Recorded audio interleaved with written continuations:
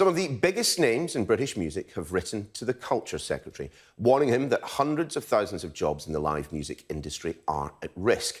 1,500 artists say the government needs to act to save what they call a world-leading business. And we can speak to one of those artists who signed the letter, the musician Katie Tunstall. Katie, really good to see you this morning. Thanks for joining us all the way from over there in LA. Tell us, why did you... Pleasure, Neil. Thanks very much. Well, tell us, why did you sign up to the letter?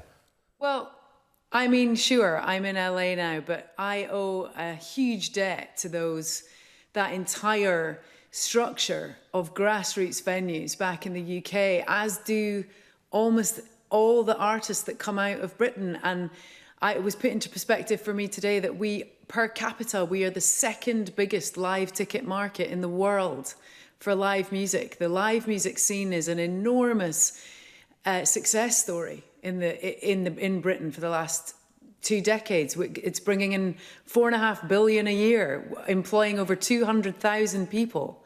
And we're basically in a situation where sport is being given that support, but unfortunately the live music sector is not. Why do you think that might be? I don't think Oliver Dowden's particularly a footballer, and certainly not necessarily much of a musician. But why do you think the preferential treatment? I think there's just a bit of a historical attitude towards music that it kind of gets on with itself, you know? People form bands in garages, people play pubs and clubs, and then suddenly, magically, they turn into headliners at Glastonbury. But of course, that's not how it works. It takes a lot of work, it takes a lot of energy, and it does take a lot of money. And it's not just the musicians on stage, it's this entire structure of people working, who are, by the way, mostly freelancers, so aren't eligible for much of the government support, a lot of them.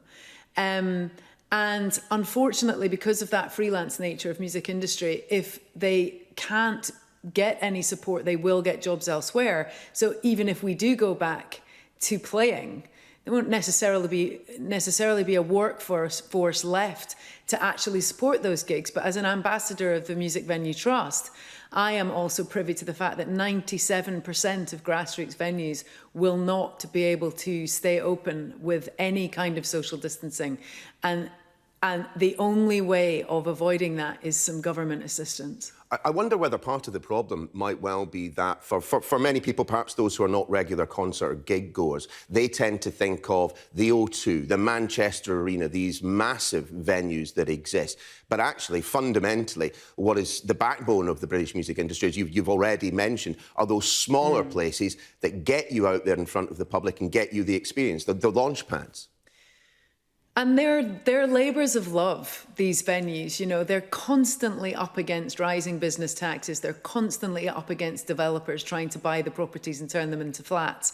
And they're just, to be honest, a lot of them are hanging on by the skin of their teeth anyway, regardless of the pandemic and what has, you know, happened because of that.